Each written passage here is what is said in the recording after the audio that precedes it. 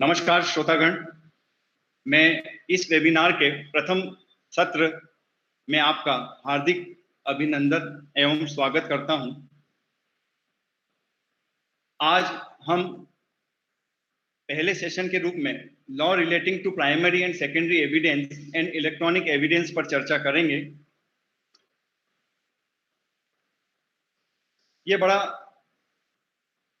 एक दुर्भाग्य है कि हमें आपसे रूबरू प्रत्यक्ष रूप से नहीं हो पा रहा हूं और हम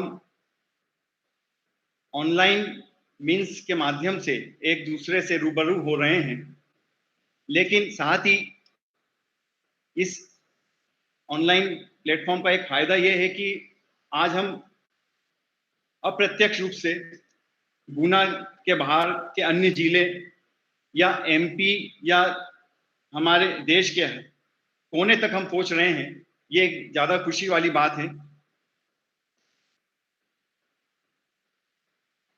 ऑनलाइन सेमिनार या वेबिनार अटेंड करने का मुझे भी अवसर मिला है।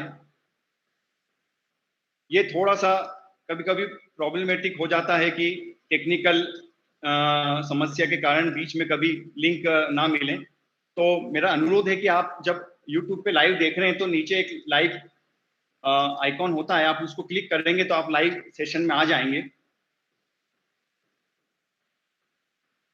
तो आपकी परमिशन से मैं इस सत्र को स्टार्ट कर रहा हूं। देखिए, पहला क्वेश्चन ये आता है कि व्हाई प्राइमरी सेकेंडरी एविडेंस के साथ इलेक्ट्रॉनिक एविडेंस के बारे में हमें क्यों समझना आवश्यक है, और साथ ही ये हमारे इस वेबिनार का पहला टॉपिक क्यों रखा गया।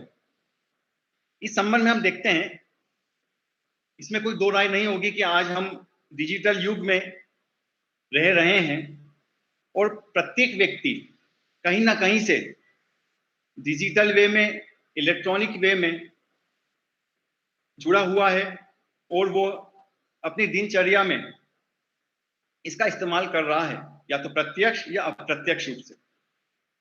आज सभी लोग कंप्यूटर, मोबाइल, संचार के अन्य साधन का उपयोग कर रहे हैं, और हम अगर कोर्ट वर्किंग की बात करें, माननीय अधिवक्तागण एवं माननीय पुलिस ऑफिसर्स भी इस वेबिनार के सहभागी हैं, कि आज हर दूसरे या तीसरे केस में आपको इलेक्ट्रॉनिक एविडेंस से रूबरू होना पड़ रहा है। और ये अतिशयोक्ति नहीं होगी कि आने वाले समय में हो सकता है हर केस में हमको इलेक्ट्रॉनिक एविडेंस किसी ना किसी प्रारूप में, किसी ना किसी रूप में हमें मिले और हमें उससे दो चार होना पड़े। तो इसके लिए ये आवश्यक है कि हम प्राइमरी एंड सेकेंडरी एविडेंस के साथ साथ इलेक्ट्रॉनिक एविडेंस के जो प्रिंसिपल्स हैं उनके संबंध में अपडेट रहें, उनको जानें, उनके संबंध में जो कंसेप्ट है उन्हें क्लियर करें। तभी हम अपना पक्ष, अगर अधिवक्ता हैं तो अच्छे से रख सकेंगे, प्रोसिक्यूशन ऑफिसर्स हैं तो भी हम अच्छे से रख सकेंगे, और यदि आप इन्वेस्टिगेशन ऑफिसर हैं तो इन्वेस्टिगेशन के दौरान आपको क्या क्या ध्यान रखना है, इसका भी आपको कंसेप्ट क्लियर होना जरूरी है। एग्जाम्पल के लिए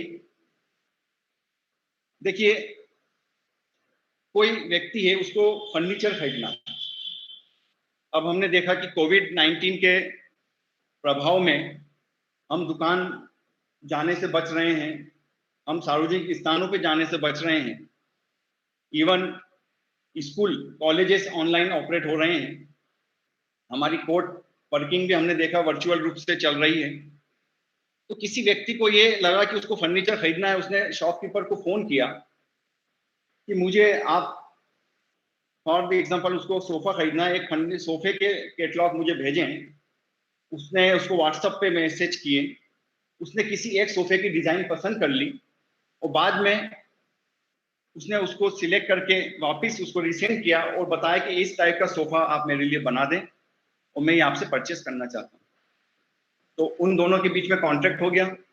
अब जब वो सोफा बन के तैयार हुआ और जब उसने डिलीवर किया, तो उस सोफे की डिजाइन में या कलर में कुछ ऐसा डिफेक्ट रहा जो परचेसर को अच्छा नहीं लगा। तो वो उसे इस संबंध में विधिक कार्रवाई करना पड़ी। ऐसी स्थिति में अब क्या इलेक्ट्रॉनिक एविडेंसेस हमारे सामने होंगे? क्योंकि देखिए पूरा ट्रांजैक्शन ऑनलाइन हुआ, व्हाट्सएप के माध्यम से हुआ, तो कुछ इस टाइप की जटिलता है जो धीरे धीरे अब हमें फेस करना पड़ेगी और आने वाले समय में हम इलेक्ट्रॉनिक एविडेंस से बच नहीं सकते। तो उसका कंसेप्ट हमें जानना पड़ेगा। मैंने कोशिश की है कि मैं आपको सिंपल भाषा में इलेक्ट्रॉनिक्स एविडेंस से संबंधित जो लॉ है उस पर चर्चा कर सकूं। एक आपने सुना होगा, आप जानते भी हैं कि 65B एविडेंस एक्ट अपने आप में ही वो इतना कॉम्प्लिकेटेड सेक्शन है कि मेरी जिन लोगों से चर्चा हुई उनमें से मुझे आज तक कोई ये नहीं मिला जिसने ये बताया हो कि उन्होंने उस सेक्शन को 65B को पूरा एक साथ कभी पढ़ा हो। वो कॉम्प्लिकेटेड लगता है, लेकिन मैंने प्रयास किया है कि आने वाली स्लाइड्स पे उसको हम काफी सिंपल ढंग से समझ पाएं। साथ ही कुछ लेटेस्ट जजमेंट माननीय उच्चतम न्यायालय के भी हम डिस्कस करेंगे। तो अब हम इस टॉपिक में एंटर करने के पहले ये देखते हैं। अच्छा, यहाँ एक मैं और बताना चाहूंगा कि माननीय उच्चतम न्यायालय का एक लेटेस्ट जजमेंट आया है, सोनू उर्फ अमर वर्सेस स्टेट ऑफ हरियाणा। ये 2017 में आया है। इसमें माननीय उच्चतम न्यायालय ने ये प्रिंसिपल लेट डाउन किया है कि द मोड और method of proof is procedural and objection can not be permitted at the appellate stage. कि जो इलेक्ट्रॉनिक एविडेंस है उसको प्रूव करने की का जो मोड है, जो मेथड है, वो ट्रायल के दौरान ही उसको देखा जाना है। और यदि उसके बाद, ट्रायल के बाद अपीली स्टेज में अगर प्रकरण आ गया है और कोई लेकुना इलेक्ट्रॉनिक एविडेंस के संबंध में रह गया है, तो वहां वो फुलफिल नहीं किया जा सकता। इस जजमेंट के लाइट में as an advocate, as a prosecution officer, as a police officer और एज ए जज, ये हमारी जिम्मेदारी हो जाती है कि हम विचारण के दौरान ही ये सुनिश्चित कर लें कि कोई इलेक्ट्रॉनिक एविडेंस जो हमारे सामने पेश हुआ है उसको एडमिशन का उसका प्रूव मोड क्या होगा, उसको प्रूव करने की मेथड क्या होगी।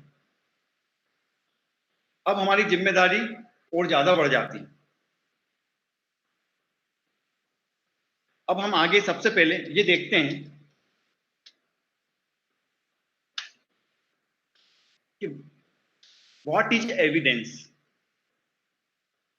प्राइमरी या सेकेंडरी या इलेक्ट्रॉनिक एविडेंस को समझने के लिए हमें सबसे पहले ये समझना पड़ेगा कि एविडेंस क्या है। जब हम एविडेंस एक्ट के अंतर्गत सेक्शन 3 को देखते हैं तो वहां एविडेंस की हमें एक डेफिनेशन मिलती है। Evidence means and includes all its statements which the court permits or requires to be made before by the witnesses। means ऐसे स्टेटमेंट जो कि विटनेस कोर्ट के समक्ष आके बयान करेगा, देगा, वो एविडेंस ओरल एविडेंस कहलाएगी। मीन्स ओरली कोई विटनेस आके कोर्ट में कुछ बोलता है, स्टेटमेंट देता है, तो वो ओरल एविडेंस की श्रेणी में आएगा। यहां पर हम इंडियन एविडेंस एक्ट की धारा 119 पर भी विचार करें, जिसमें ये कहा गया है कि जो बोलने में असमर्थ व्यक्ति है और वो यदि अपनी एविडेंस कोर्ट में देता है, भले वो लिख के देता है, तो वहां उसकी एविडेंस ओरल एविडेंस के रूप में ग्राह्य की जाएगी। तो एक हमको कैटेगरी एविडेंस की ओरल एविडेंस मिलती है, और अनदर कैटेगरी है documentary evidence. Means all documents including electronic records produce for the inspection of the court. जब कभी कोई डॉक्यूमेंट इंस्पेक्शन के लिए कोर्ट के समक्ष रखा जाएगा तो ऐसी एविडेंस डॉक्यूमेंट्री एविडेंस की श्रेणी में आएगी। अब प्रश्न ये उत्पन्न होता है कि व्हाट इज डॉक्यूमेंट। तो हम ये देखते हैं कि एविडेंस एक्ट में ही डॉक्यूमेंट के बारे में डेफिनेशन दी गई है जो बहुत वास्ट है। कैसे वास्ट है, देखिए मैं आपको बताना चाहूंगा कि मेरे जो प्रेजेंटेशन है वो इंग्लिश में है, लेकिन मैं साथ साथ में हिंदी में भी सिंपल शब्दों में हम लोग चर्चा करेंगे। Any mark, letter, figure, writing, inscription etc include almost everything which is written or recorded for a future reference or memory। means कोई भी मैटर, कोई वो मैटर फिगर हो सकता है, कोई लेटर हो सकता है, अल्फाबेट्स हो सकते हैं, कोई डायग्राम हो सकता है, वो यदि रिकॉर्डेड करने के आशय से या लिखे जाने के आशय से किसी भी सब्सटेंस पे लिखा हुआ हो, वो पेपर हो सकता है, वो डायरी हो सकती है, वो दीवार हो सकती है। फॉर एग्जाम्पल, जैसे आपने देखा होगा कि मर्डर केस में जहां बॉडी पाई जाती है जिस प्लेस पे, वहां बॉडी के आसपास बॉर्डर बना दी जाती है कि जब बॉडी पाई गई डेथ पर्सन की तो वो किस अवस्था में रखी हुई थी। तो बॉडी हटाने के बाद वो डायग्राम वहां पर बना हुआ है, वो भी एक डॉक्यूमेंट्री एविडेंस है। एक छोटा सा और एक उदाहरण लूंगा। जैसे हम लोग पहले की देखा था, हम जब छोटे थे तो बर्तन खरीदते थे, तो बर्तनों पे, स्टील के बर्तन, पीतल के बर्तनों पे नाम लिखा जाता था एक मशीन से। अगर आपने कोई बर्तन लिया, उस पर नाम लिखा हुआ है और फ्यूचर में डिस्प्यूट आता है कि ये बर्तन किसका है, तो वो जब पेश होगा कोर्ट के सामने नाम लिखा हुआ आर्टिकल बर्तन के रूप में, वो क्या माना जाएगा, एक डॉक्यूमेंट्री एविडेंस। ठीक, तो डॉक्यूमेंट की बहुत वास्ट परिभाषा है। अच्छा, इसमें एक महत्वपूर्ण तथ्य यह है कि electronic data is also a document. Means कोई भी इलेक्ट्रॉनिक रिकॉर्ड है वो भी क्या होगा, डॉक्यूमेंट की श्रेणी में आएगा। अब हम चर्चा करते हैं कि ये इलेक्ट्रॉनिक रिकॉर्ड क्या है, क्योंकि हमारा टॉपिक भी इसी पे है।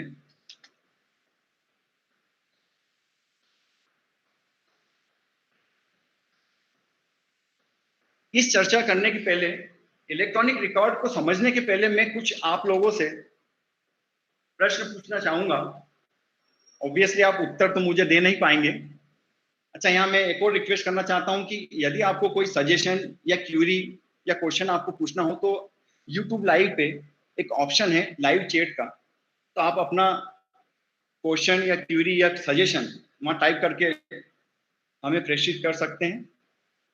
तो देखिए, अब हम कुछ क्वेश्चन पे देखें कि निम्न में से क्या इलेक्ट्रॉनिक रिकॉर्ड नहीं है। मोबाइल पर की गई बातचीत का रिकॉर्ड। अब आप सोचिएगा उत्तर और आप अपने दिमाग में रखिएगा, क्योंकि इन प्रश्नों के बाद मैं इलेक्ट्रॉनिक रिकॉर्ड पर जाऊंगा और फिर वापस हम इन प्रश्नों के उत्तर लेंगे।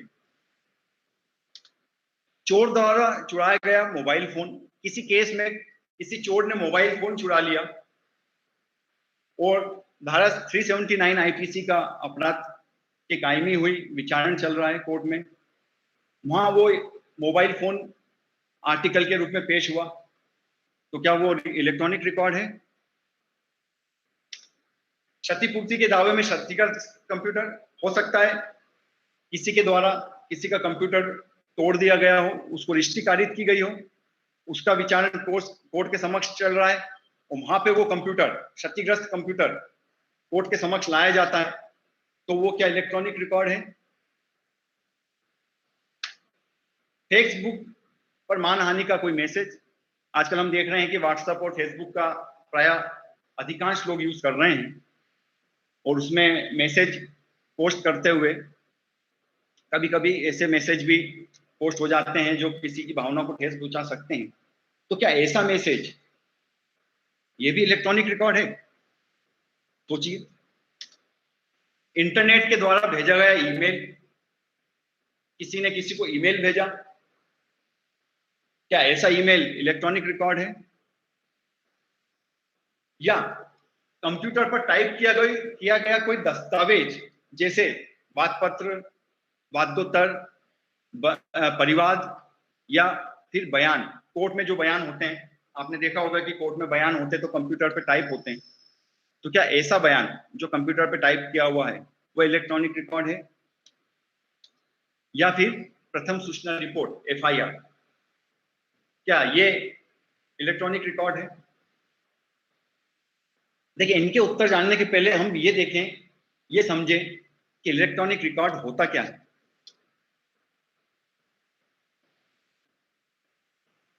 What is an electronic record? जब हम इलेक्ट्रॉनिक रिकॉर्ड के संबंध में लॉ देखते हैं तो section 21T of information technology act, वो हमें इसके संबंध में उपबंध प्रदान करता है। मैंने यहाँ पर कोशिश की है कि जो सेक्शन इलेक्ट्रॉनिक रिकॉर्ड से संबंधित है उनको मैं सरल भाषा में, सरल तरीके से प्रेजेंट कर सकूं, जिससे कि वो हमको ज्यादा अच्छे से समझ में आए। तो मैंने इसको ब्रेक किया है, इलेक्ट्रॉनिक रिकॉर्ड को एक एक हम चर्चा करेंगे, और मैं आशा करता हूं कि इस सेशन के बाद काफी कुछ इलेक्ट्रॉनिक एविडेंस के बारे में हमारी जिज्ञासा का समाधान होगा, हमारे कंसेप्ट क्लियर होंगे।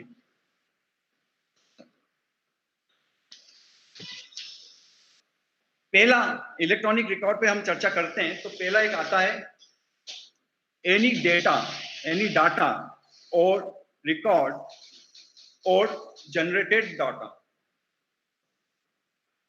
फॉर एग्जाम्पल, कोई एसएमएस, कोई ईमेल, कोई डॉक्यूमेंट जो कि किसी इलेक्ट्रॉनिक मीन्स या डिवाइस में आपने कोई डाटा, रिकॉर्ड, या जैसे कोई डाटा आपके पास मौजूद है, कोई रिकॉर्ड आपके पास मौजूद है, या कोई जनरेटेड डाटा हो जो आपने टाइप कर लिया हो, सेव कर लिया हो, या फिर कोई इमेज के अंतर्गत क्या आ सकता है? Photo, video, movie. देखिए, वीडियो और मूवी भी एक तरीके के इमेज ही है, क्योंकि इनमें होता क्या है कि एक साथ हजारों इमेजेस एक साथ प्ले होती है, तो वो हमको वीडियो के या मूवी के रूप में दिखती है। या फिर थर्ड है साउंड में आ सकता है टेप रिकॉर्डेड वर्जन, म्यूजिक और कॉल रिकॉर्ड। आपने देखा होगा कॉल रिकॉर्ड आजकल प्राय ऐप होता है और उसमें कॉल रिकॉर्ड हो जाती है, तो ऐसी कॉल रिकॉर्ड करी है वो साउंड की श्रेणी में आएगी। तो अब हम ये देखें कि कोई डाटा या रिकॉर्ड या जनरेटेड डाटा या कोई इमेज या कोई साउंड किसी इलेक्ट्रॉनिक फॉर्म में या माइक्रो फिल्म में या कंप्यूटर जनरेटेड माइक्रो फिच में स्टोर कर ली गई है। ध्यान दीजिएगा इन तीन वर्ड पे, स्टोर कर ली गई है, या रिसीव की गई है, या सेंड की गई। कोई कंप्यूटर में आपने टाइप किया कुछ और वो सेंड कर दिया किसी और, तो ये आपका टाइप किया हुआ जनरेटेड डेटा है जो आपने सेंड कर दिया है। या आपको कोई मैसेज आया है, वो आपको रिसीव हुआ है। या कोई आपने ही पिक्चर ली है और पिक्चर लेने के बाद आपने स्टोर कर ली है। यहां मुझे याद आया कि मेरा निवेदन है आप लोगों से कि आप इस टॉपिक को सुनते समय अपने पास कोई नोटबुक रख लें। हो सकता है कुछ आपके इंपॉर्टेंट जो आपको लगे आप वो नोट कर लें, या फिर इलेक्ट्रॉनिक मीन्स के द्वारा आप चाहे तो पिक ले सकते हैं और चाहे तो सेल्फी भी ले सकते हैं। तो अब हम ये देखते हैं कि कोई डेटा, इमेज या साउंड स्टोर्ड, रिसीव्ड और सेंड किया गया है किसी इलेक्ट्रॉनिक डिवाइस में, तो वो क्या कहलाएगा? Electronic record. ठीक, अब हम हमारे प्रश्नों में जाते हैं जो पूछे गए थे। अच्छा, ये इलेक्ट्रॉनिक डिवाइस क्या हो सकती है? मोबाइल हो सकता है, कंप्यूटर हो सकता है, टैब हो सकता है, सीडी हो सकती है। किसी सीडी में आपने कोई इमेज या साउंड या डेटा स्टोर किया हो। वीसीडी हो सकती है, फ्लॉपी हो सकती है, पेन ड्राइव हो सकती है, एक्सटर्नल हार्ड डिस्क हो सकती है। अब हम हमारे प्रश्नों पे जाते हैं। अब आपको इस डेफिनेशन जो हमने अभी डिस्कस की उसके आधार पर इन प्रश्नों के उत्तर देना है। मोबाइल पर की गई बातचीत का रिकॉर्ड, ये क्या है? ये एक साउंड है। तो ये क्या है? इलेक्ट्रॉनिक रिकॉर्ड है? हाँ है। चोर द्वारा चुराया गया मोबाइल फोन, देखिए ठीक है, मोबाइल फोन चोरी हो गया, उस मोबाइल फोन के अंदर इलेक्ट्रॉनिक रिकॉर्ड हो सकते हैं, बहुत सारा इलेक्ट्रॉनिक डेटा हो सकता है, पिक्चर्स हो सकती है, साउंड हो सकती है, लेकिन चोरी के केस में वो electronic device, for example mobile, वो इलेक्ट्रॉनिक रिकॉर्ड है क्या? नहीं। वो एक आर्टिकल हो सकता है लेकिन वो इलेक्ट्रॉनिक रिकॉर्ड नहीं है। ठीक। क्षतिपूर्ति के दावे में क्षतिगत कंप्यूटर, वो भी देखिए एक साक्ष्य का एक आर्टिकल हो सकता है, विषय वस्तु हो सकती है, लेकिन जहां कंपनसेशन के लिए सूट आया है, उसकी क्षतिपूर्ति के लिए, क्षतिग्रस्त जो कंप्यूटर हो गया है, वहां उसमें भले इलेक्ट्रॉनिक डेटा रखा हो, उससे हमको क्या मतलब? हमको तो उस केस में ही देखा है कि ये क्या ये क्षतिग्रस्त हुआ है, और हुआ है तो किस प्रकार हुआ है, कितनी क्षति कारित हुई है, कितनी रिश्ती उस सामने वाले व्यक्ति को कारित हुई। तो वहां हमको इलेक्ट्रॉनिक रिकॉर्ड से उस कोई मतलब नहीं है। अब फेसबुक पर मानहानि का कोई मैसेज, यस, हमने ये डाटा जनरेट किया और सेंड किया किसी को, या हमको फेसबुक या व्हाट्सएप के माध्यम से रिसीव हुआ, या हमने स्टोर किया, तो ऑब्वियसली ये एक इलेक्ट्रॉनिक रिकॉर्ड है। इंटरनेट के द्वारा भेजा गया ईमेल, सेम प्रिंसिपल, हाँ एक इलेक्ट्रॉनिक रिकॉर्ड है। अब महत्वपूर्ण प्रश्न जो मैं आगे करना चाह रहा हूं, कंप्यूटर पर टाइप किया गया कोई दस्तावेज जैसे वादपत्र, वादोत्तर, परिवाद या बयान, ये क्या है? ये इलेक्ट्रॉनिक रिकॉर्ड है? नहीं। क्यों? देखिए, हम जब कंप्यूटर पे कुछ टाइप कर रहे हैं तो हमारा आशय उसको सिर्फ टाइप मशीन के रूप में, टाइप राइटर के रूप में उपयोग में ले रहे हैं। हमारा आशय उस जो डेटा है उसको ना तो स्टोर करने का है, ना रिसीव करने का है, और ना ही सेंड करने का है। मींस जब आप टाइप कर रहे हैं कोई मैटर, और जब तक आप उसको या तो स्टोर ना करते हैं, या सेंड नहीं करते हैं, या रिसीव नहीं करते, तब तक वो टाइप राइटर के रूप में यूज होगा, और ऐसा डेटा इलेक्ट्रॉनिक रिकॉर्ड की श्रेणी में नहीं आएगा। जैसे आपने बयान देखे होंगे, देखिए इसमें ये भी है कि वादपत्र और वादोत्तर अगर किसी कंप्यूटर में टाइप किए हुए हैं, या कोई बयान, जैसे कोर्ट में आपने देखा होगा बयान होते हैं साक्षियों के, और हमारे जो डिपोजिशन राइटर होते हैं वो उसको टाइप करते हैं, तो वो जब तक टाइप होके उनके कंप्यूटर में है, जब तक कि उसका प्रिंट आउट नहीं निकला और उसको साइन नहीं किया गया, जब तक वो टाइपिंग पर्पज से ही है। और रूल्स एंड ऑर्डर्स के हिसाब से जब तक कोई बयान पर्टिकुलर साक्षी और पीठासीन अधिकारी द्वारा साइन नहीं कर दिया जाता है, जब तक उसका कोई महत्व नहीं होता है। ऐसे वादोत्तर का है और वादपत्र का है कि हम प्लीडिंग्स के अगर प्रिंसिपल्स देखें तो वहां पर हम देखते हैं कि जब तक उसको वेरीफाइड नहीं कर दिया जाता है वादपत्र को, वादोत्तर को, तब तक वो किसी रिकॉर्ड की विषय वस्तु नहीं होती। इसलिए केवल टाइप किया हुआ डाटा कंप्यूटर पर वो रिकॉर्ड, इलेक्ट्रॉनिक रिकॉर्ड की श्रेणी में नहीं आएगा। इसी तरह प्रथम सूचना रिपोर्ट अगर ये टाइप की गई है, देखिए हमारे आजकल पुलिस ऑफिसर्स और पुलिस भी काफी कुछ कंप्यूटराइज हो चुकी हैं, और सीसीटीएनएस जैसा सॉफ्टवेयर पे डेली वो कार्य कर रहे हैं। एफआईआर भी आजकल ऑनलाइन ही टाइप होकर स्टोर की जाती है। तो वहां अगर वो टाइप कर दी गई है केवल, और फरियादी के साइन, जो कि सीआरपीसी के प्रोविजन के अनुसार एक प्रथम सूचना रिपोर्ट का आवश्यक तथ्य है कि उससे हस्ताक्षरित कराया जाएगा, तब तक उससे हस्ताक्षरित ऐसी रिपोर्ट नहीं कराई गई है, वो भी इलेक्ट्रॉनिक रिकॉर्ड की श्रेणी में नहीं आएगी। मैं आशा करता हूं कि ये कंसेप्ट हमें इलेक्ट्रॉनिक रिकॉर्ड की डेफिनेशन से काफी कुछ क्लियर हुए होंगे। अब अगर हम 61 सेक्शन इंडियन एविडेंस एक्ट का देखते हैं तो वो proof of contents of document के बारे में बताता है कि कोई डॉक्यूमेंट जो है जिसके अंतर्गत एक टेम्पररी डॉक्यूमेंट तो शामिल है। टेम्पररी डॉक्यूमेंट क्या हो सकता है, जैसे कोई गिफ्ट डीड हो सकती है, एक विल हो सकती है जो कि हार्ड पेपर में लिखी गई हो, निष्पादित की गई हो, साइन की गई हो। ये तो एक हमारे कन्वेंशनल डॉक्यूमेंट्स हो गए, लेकिन इसमें एक इलेक्ट्रॉनिक रिकॉर्ड भी हो सकता है। तो इनके कंटेंट्स कैसे प्रूव किए जाएंगे ये 61 सेक्शन में बताया गया है। आइदर बाय प्राइमरी और बाय सेकेंडरी एविडेंस। मींस हमें अब दो चीजें कैटेगरी मिलती है डॉक्यूमेंट एविडेंस की। कौन कौन सी? एक तो प्राइमरी एंड सेकेंडरी।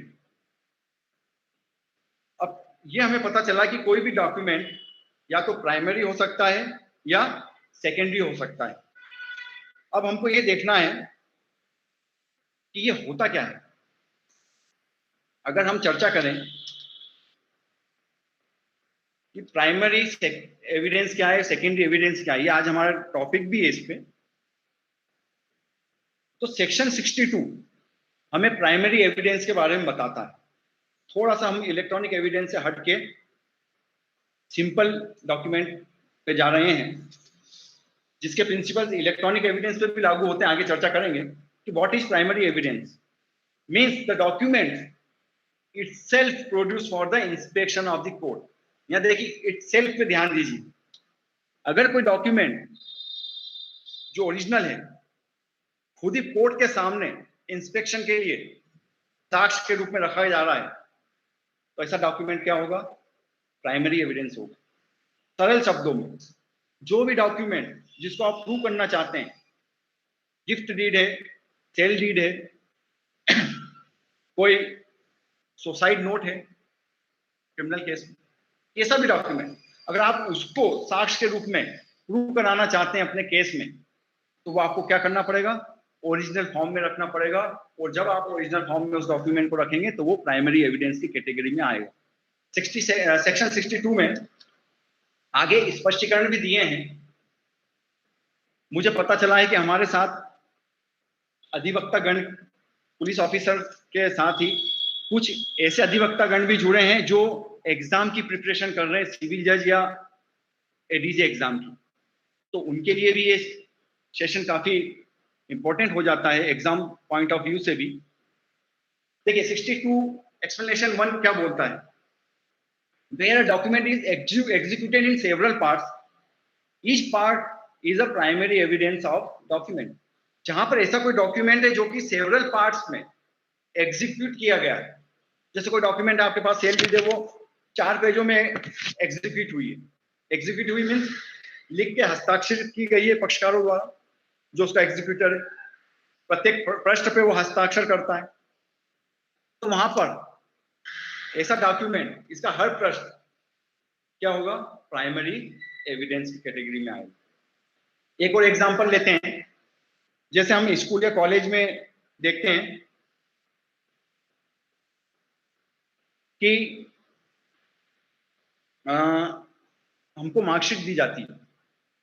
अगर वही मार्कशीट, वैसे तो हमको नॉर्मली एक मार्कशीट दी जाती है, लेकिन यही मार्कशीट हमें 4 मार्कशीट दे दी जाए यूनिवर्सिटी या स्कूल द्वारा, तो ये चारों मार्कशीट जहां जहां पेश करेंगे ये क्या होगी? प्राइमरी एविडेंस होगी, क्योंकि ये सेवरल पार्ट्स में एग्जीक्यूट कर दी गई। ठीक, क्लियर? इसी प्रकार से कोई ऐसा डॉक्यूमेंट है जो काउंटर पार्ट में बनाया गया है कि जिसका एक भाग तो एक पक्षकार के पास है और जिसका दूसरा भाग दूसरे पक्षकार के पास है, और दोनों ही वो उन पार्ट्स को साइन करते हैं। फॉर एग्जाम्पल जैसे चेक है, एक पक्षकार ने चेक साइन करके दिया और सामने वाले ने उसकी रिसिप्ट साइन करके दी, तो ऐसी स्थिति में ये देखा जाए तो काउंटर पार्ट्स में डॉक्यूमेंट हो गया, एक रिसिप्ट है और एक चेक है। तो जहां रिसिप्ट वाले का डॉक्यूमेंट, रिसिप्ट वाले की साइन वाले का डॉक्यूमेंट उसके पास है, तब वो डॉक्यूमेंट उसके लिए प्राइमरी हो गया। और जहां चेक साइन करने वाले का डॉक्यूमेंट उसके पास है तो ये प्राइमरी एविडेंस उसके लिए हो गया। ठीक है, तो ये उसमें बताया गया है।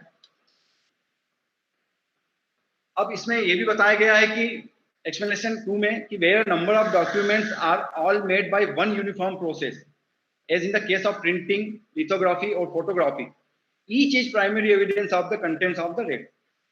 तो एग्जांपल से हम देखें, जैसे हम पहले जैसे हम देखते हैं कि हम पासपोर्ट साइज का फोटो के लिए जाते हैं फोटोग्राफर के पास, तो वो बताता है कि साहब 4 कॉपी लेंगे तो इतने की पड़ेगी आप, लेकिन इसी को 20 कॉपी लेंगे तो आपको फायदा हो जाएगा, कम की पड़ेगी, और अगर आप 50 लेते हैं तो और कम की पड़ जाएंगी। तो ऑब्वियसली हम ऐसा ऑप्शन लेते हैं जिसमें हमको फायदा हो रहा हो। तो आप अगर किसी पासपोर्ट साइज का आपने फोटो उससे खिंचवाया और उसने आपको प्रिंट करके 50 एक ही शीट में ला के दिए, काट के उसको दिए, तो वो देखिए यूनिफॉर्म प्रोसेस से जो 50 फोटोग्राफ्स बने हैं वो फोटोग्राफ्स एक दूसरे के प्राइमरी एविडेंस होंगे। ठीक है, या फिर आप फोटोकॉपी आप कराते हैं, कोई डॉक्यूमेंट की आपने फोटोकॉपी कराई, तो वो डॉक्यूमेंट तो ओरिजिनल है, लेकिन उसकी जो फोटोकॉपियां हो रही है वो फोटोकॉपियां एक दूसरे की जो मैकेनिकल प्रोसेस से बन रही हैं प्राइमरी एविडेंस होगी एक दूसरे की, उस ओरिजिनल की नहीं। उसके बारे में हम आगे और चर्चा करेंगे। ठीक, तो ये हमारे प्राइमरी एविडेंस का कंसेप्ट हुआ। इसके आगे हम देखते हैं सेक्शन 63 सेकेंडरी एविडेंस। अब सेकेंडरी एविडेंस क्या होता है और इसके अंतर्गत क्या आता है? एक तो पहली बात सर्टिफाइड कॉपी सेकेंडरी एविडेंस में आती है। हम देखते हैं कि एविडेंस एक्ट में प्रोविजन है कि कैसे सर्टिफाइड कॉपीज दी जाएगी। हम कोर्ट से भी सर्टिफाइड कॉपी कोर्ट के डॉक्यूमेंट्स की प्राप्त करते हैं, या अन्य विभागों के द्वारा भी सर्टिफाइड कॉपी दी जाती है किसी डॉक्यूमेंट की। तो ऐसी डॉक्यूमेंट्स की सर्टिफाइड कॉपी ये सेकेंडरी एविडेंस में आएगी। Copies made from original by mechanical process और themselves ensure the accuracy of the copy। ऐसी कॉपी जो मैकेनिकल प्रोसेस से बन रही है ओरिजिनल की, जैसे लाइक फोटोकॉपी आप कर रहे हैं, तो ओरिजिनल से जब उन कॉपियों को आप देखेंगे तो वो ओरिजिनल की क्या हो जाएंगी, सब कॉपियां सेकेंडरी। अभी हमने देखा कि वो कॉपियां सब एक दूसरे की तो प्राइमरी है, लेकिन जब आप ओरिजिनल से उसकी तुलना करेंगे तो वो सब कॉपियां सेकेंडरी हो जाएंगी। और कॉपीज जो इन कॉपीज से कंपेयर करके बनी गई है वो भी सेकेंडरी एविडेंस कहलाएगी। कॉपीज मेड फ्रॉम और कंपेयर्ड विद ओरिजिनल, या फिर आपने देखा होगा कि किसी ओरिजिनल डॉक्यूमेंट को देख के कोई कॉपी की गई है और उसको कंपेयर किया गया हो, तो जो बनाई गई उसको हूबहू बनाई गई कॉपी, जैसे कोई डायग्राम है आप उसको देख के हूबहू बना लें, तो वो डायग्राम जो मेन ओरिजिनल है और जो बनाया हुआ है आपका, तो जो बनाया हुआ है वो सेकेंडरी एविडेंस है अगर आपने उसको कंपेयर कर लिया है और उसको सही पा लिया है। इसी प्रकार से काउंटर पार्ट्स की हमने बात की थी, चेक और रिसिप्ट वाली, तो उसमें जिसने चेक हस्ताक्षर करके दिया सामने वाले को, तो सामने वाले के लिए वो चेक जिस पर उसके हस्ताक्षर नहीं है, सामने दूसरे के हस्ताक्षर है, वो उसके लिए सेकेंडरी एविडेंस के तौर पे चेक काम आएगा। और रिसिप्ट अगर वो चेक वाले को मिल गई जिसने चेक पर हस्ताक्षर किए थे, तो रिसिप्ट पे जो हस्ताक्षर हैं वो उसके नहीं है, तो वो उसके लिए सेकेंडरी एविडेंस का काम करेगा। अब एक बहुत महत्वपूर्ण इसमें फिफ्थ पॉइंट भी है सेकेंडरी एविडेंस का, कि oral accounts of the contents of a document given by some person who has himself seen it. किसी व्यक्ति ने कोई ओरिजिनल डॉक्यूमेंट देखा हो और बाद में वो डॉक्यूमेंट लॉस्ट हो गया हो, गुम गया हो, मिल नहीं रहा हो, तो उस व्यक्ति का ओरल एविडेंस कोर्ट में कि साहब मैंने वो डॉक्यूमेंट देखा था और उसमें ऐसा ऐसा लिखा हुआ था, अब वो डॉक्यूमेंट तो ला नहीं सकते क्योंकि वो गुम गया है या फट गया है या डिस्ट्रॉय हो गया है पूरी तरीके से, तो वहां उस व्यक्ति के ओरल स्टेटमेंट वो उस डॉक्यूमेंट के कंटेंट्स के लिए सेकेंडरी एविडेंस का काम करेंगे और वो सेकेंडरी एविडेंस में आएगा, ऐसा ओरल एविडेंस स्टेटमेंट। अब क्वेश्चन ये उठता है, जब हमने प्राइमरी और सेकेंडरी एविडेंस देख लिया कि what is primary and what is secondary evidence regarding electronic evidence. अब इलेक्ट्रॉनिक एविडेंस के संबंध में प्राइमरी क्या है और सेकेंडरी क्या है, तो देखिए बहुत सिंपल सा कंसेप्ट है, कोई कंफ्यूजन नहीं है। फॉर एग्जाम्पल, आप मोबाइल से अपनी कोई पिक ले रहे हैं, पिक्चर ले रहे हैं मोबाइल से, तो आपने देखा होगा वो पिक्चर जहां स्टोर होगी वो दो तरीके से स्टोर हो सकती है। या तो उस मोबाइल पे अंदर उसकी इंटरनल मेमोरी जो उसमें स्टोर होगी, या फिर मोबाइल के साथ आपने कोई चिप लगा रखी है, माइक्रो चिप, वो और ऑप्शन दे रखा है कि जहां भी मैं इस कैमरे से, इस मोबाइल से फोटो लूं तो वो फोटो जाके पिक्चर जाके कहाँ स्टोर हो, उस चिप माइक्रो चिप में हो जाए। तो वहां या तो वो माइक्रो चिप या आपका मोबाइल जिसमें वो फोटो है, वो एविडेंस, वो इलेक्ट्रॉनिक एविडेंस किस श्रेणी का होगा, वो प्राइमरी श्रेणी का होगा। मीन्स आपको जहां जहां एक एग्जांपल और देते हैं, जैसे आपको ईमेल आया, किसी ने आपको ईमेल किया और उसमें कुछ ऑप्शन मैसेजेस हैं या कुछ ऐसे मैसेजेस हैं या कुछ उसने आपको कुछ ऐसा लिख के दिया जो आपको अच्छा नहीं लग रहा है और आप उस संबंध में एक्शन लेना चाहते हैं, तो उस कंप्यूटर में, जिस लैपटॉप पे या कंप्यूटर में या टैब में जहां आपको वो ईमेल रिसीव हुआ है, वो डिवाइस प्राइमरी एविडेंस की श्रेणी में आएगी। ठीक इसी प्रकार से आपने सीसीटीवी देखे होंगे, सीसीटीवी कैमरा। अगर हम ये सोचें कि इलेक्ट्रॉनिक एविडेंस कितना इंपॉर्टेंट है, तो ये देखें आप कि आजकल एक स्लोगन है कि ऊपर वाला सब देख रहा है। हम जहां भी जाते हैं हम कैमरे की नजर में होते हैं। तो ऐसी स्थिति में कोई भी घटना कारित होती है, जैसे मैंने गुना का देखा, गुना में हमारा पुलिस कंट्रोल रूम भी मैंने एक बार विजिट किया था, कि यहाँ पे उन्होंने जगह जगह चौराहों पे कैमरे लगा रखे हैं। कोई भी इंसिडेंट होता है तो वो सीसीटीवी कैमरे की मदद से उसको ट्रेस कर लेते हैं और जरूरत हो तो उसका एविडेंस भी न्यायालय में पेश करते हैं। तो सीसीटीवी कैमरे में होता क्या है, जो पिक्चर ली जाती है, जो वीडियो लिया जा रहा है, वो उसमें स्टोर नहीं होता, वो जाके जो डिवाइस कंट्रोल रूम में रखी है या आपके घर में ऑफिस में रखी है, डीवीआर में रखी है, उसको डीवीआर बोलते हैं, वहां जाके स्टोर हो रही है। तो कोई सीसीटीवी कैमरे में आप कोई वीडियो आपका है और आप उस वीडियो या इमेज को कोर्ट के सामने पेश करना चाहते हैं, तो आपको क्या करना पड़ेगा, वो डीवीआर वहां पेश करना पड़ेगी। तो वो डीवीआर क्या कहलाएगी, आपका प्राइमरी एविडेंस कहलाएगी, जहां पर पहली बार वो इलेक्ट्रॉनिक रिकॉर्ड स्टोर हो रहा है या जनरेटेड हो रहा है या रिसीव किया जा रहा है या सेंड किया जा रहा है, तो वो प्राइमरी एविडेंस की श्रेणी में आएगा। अब इसी में सेकेंडरी एविडेंस क्या होगा। फॉर एग्जाम्पल, जैसा मैंने बताया कि सीसीटीवी कैमरे का कि डीवीआर आपका प्राइमरी एविडेंस है, लेकिन ये तो प्रैक्टिकल पॉसिबल नहीं है कि हम कुछ भी प्रूव करना चाहें कुछ पर्टिकुलर इंसिडेंट को। फॉर एग्जाम्पल, पुलिस ये साबित करना चाहती है कि साहब इस चौराहे पर इतनी बजे ये आरोपी यहां से निकला था और ये उस सीसीटीवी कैमरे में ट्रेस हो रहा है। अब उस चौराहे से उसका पास होना सिर्फ इतना ही प्रूव करना है उस केस में, तो क्या पुलिस वो पूरा डीवीआर उठाकर कोर्ट में लाए प्राइमरी एविडेंस के रूप में? नहीं। वहां प्रैक्टिकल क्या होगा, जो पॉसिबल है कि आप उस इंसिडेंट को एक सीडी में या डीवीडी में या पेन ड्राइव में कॉपी कर लें और वो पेन ड्राइव, सीडी या डीवीडी आप कोर्ट में पेश करें। लेकिन जहां आपने ये डेटा कॉपी किया ओरिजिनल से, वैसे ही वो क्या हो गया, वो हो गया आपका सेकेंडरी एविडेंस, क्योंकि अब वो ओरिजिनल से कॉपी करके लाया जा रहा है।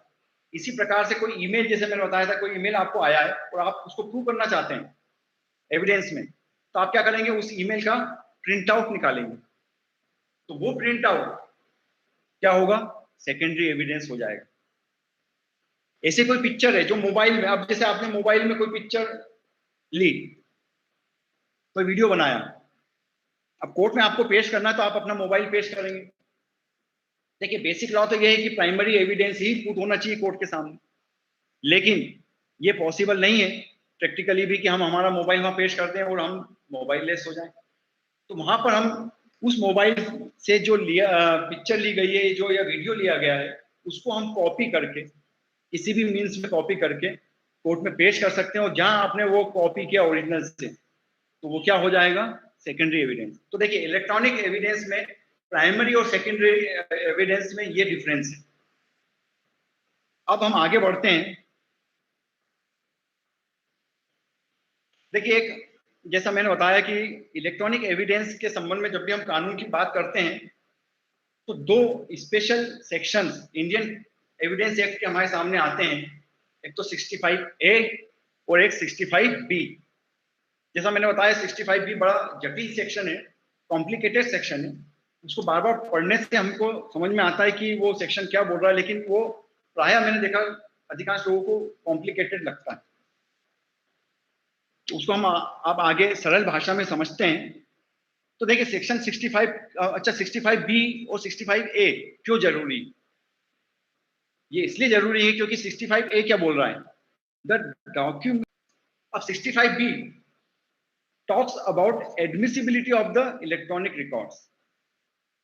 देखिए एडमिसिबिलिटी की बात कर रही है, मींस अगर आप 65B का पालन नहीं करेंगे तो जो आपका इलेक्ट्रॉनिक रिकॉर्ड है, जो इलेक्ट्रॉनिक एविडेंस है जो आप प्रमाणित करना चाहते हैं कोर्ट में, वो एडमिशन भी नहीं, एडमिशन ही नहीं होगा, एडमिट ही नहीं होगा। वो उसको एडमिट कराने के लिए, प्रूव करना तो बात की बात है, उसको एडमिट कराने के लिए एविडेंस में आपको क्या करना पड़ेगा, 65B के प्रोविजंस का ध्यान रखना पड़ेगा और उनके प्रोविजंस को फॉलो करना पड़ेगा।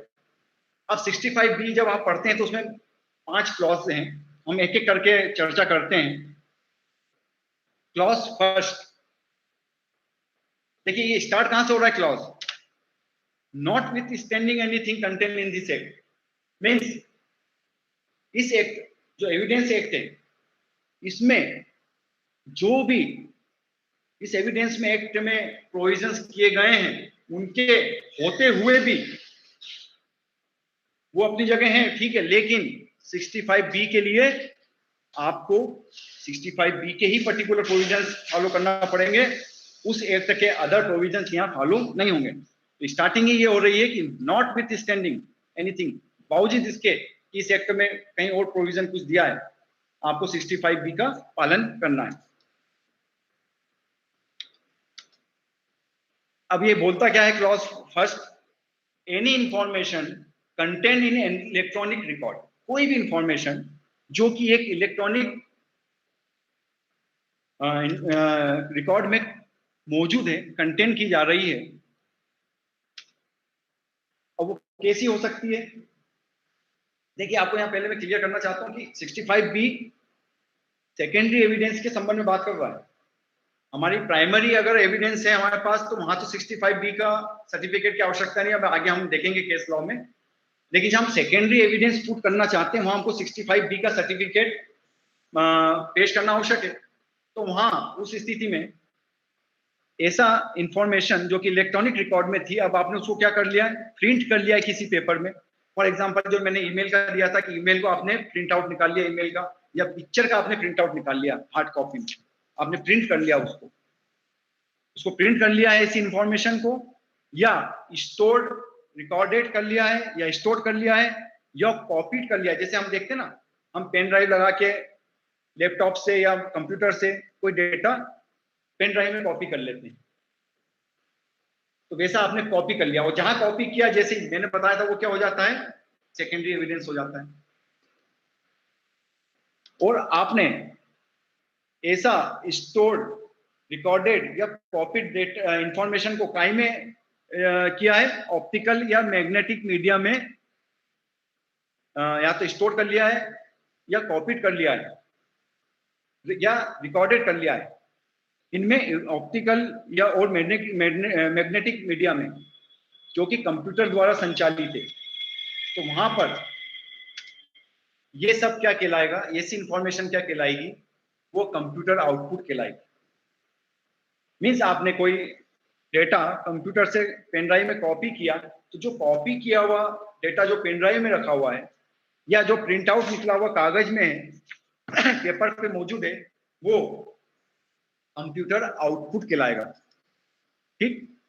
और वो computer output shall deemed to be a document.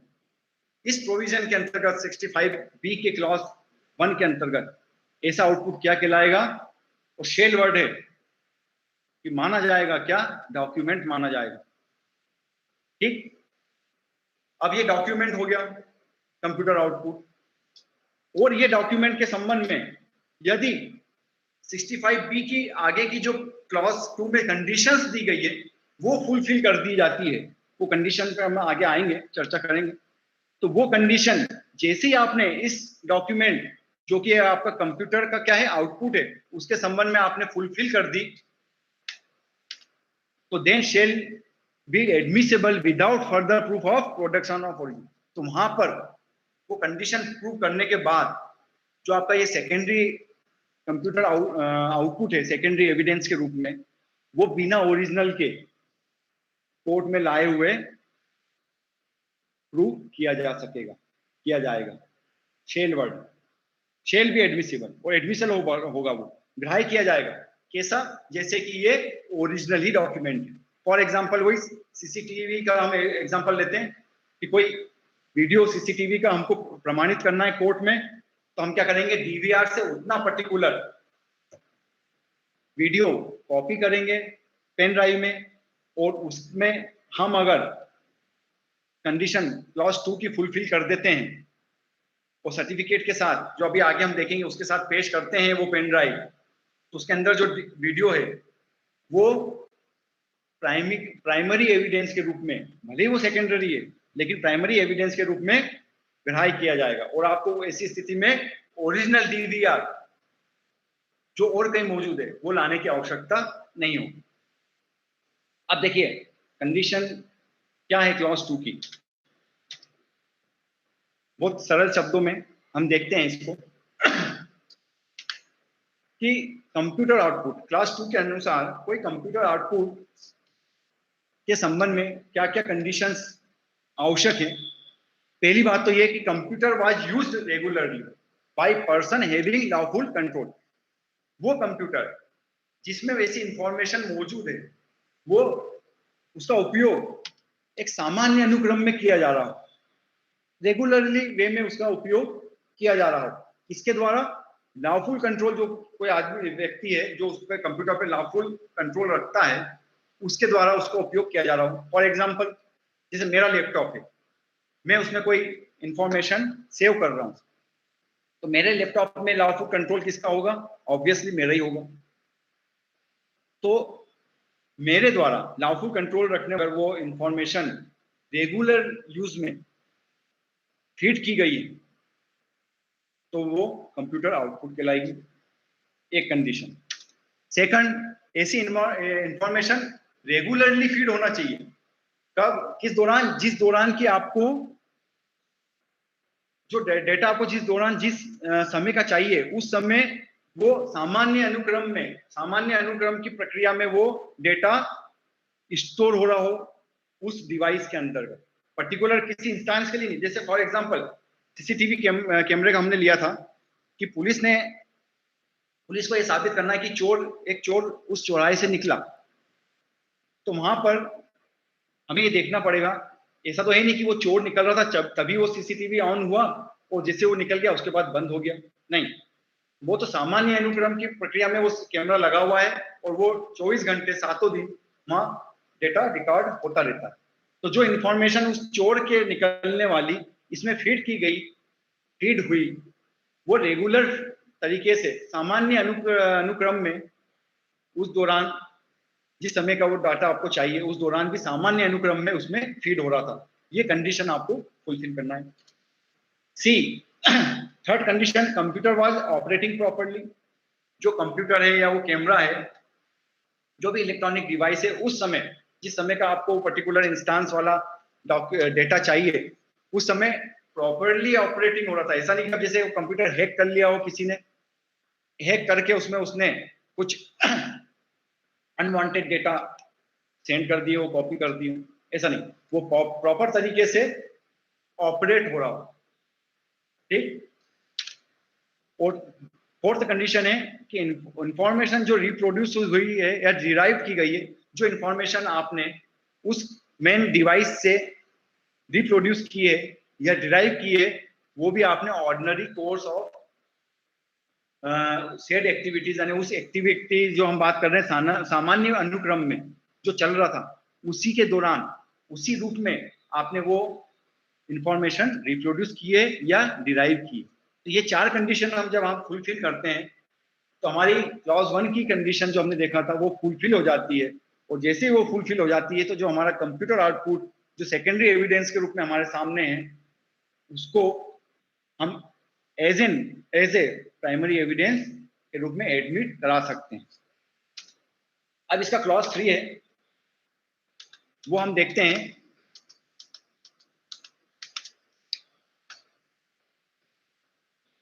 Clause 3 बोलता है कि एनी एक्टिविटी, कोई भी एक्टिविटी जो रेगुलरली परफॉर्म हो रही है कॉम्बिनेशन ऑफ कंप्यूटर्स में या डिफरेंट कंप्यूटर्स में या डिफरेंट कॉम्बिनेशन ऑफ कंप्यूटर्स में या एनी अदर मेथड्स जिनमें एक कंप्यूटर है या कॉम्बिनेशन ऑफ कंप्यूटर है। मैं इसको समझा रहा हूँ आपको बहुत सरल शब्दों में कि कहीं हमको ऐसे डेटा की भी जरूरत पड़ सकती है जहां पे एक कंप्यूटर से डेटा जनरेट नहीं हुआ है। जैसे आपने देखा होगा नेटवर्किंग वाले में कि बहुत सारे कंप्यूटर्स लगे हुए होते हैं और वो सक्सेशन में काम करते हैं कि एक डेटा 20% इस कंप्यूटर में बना हो, उसके बाद वो उसको सेंड किया गया हो दूसरे कंप्यूटर पे, वहां वो 40% पूरा किया गया हो, फिर आफ्टर डेट इसको शिफ्ट किया गया हो थर्ड कंप्यूटर में जहां उसको 60% बनाया गया हो। ऐसा step by step combination of computer में वो डेटा जनरेट हो रहा है।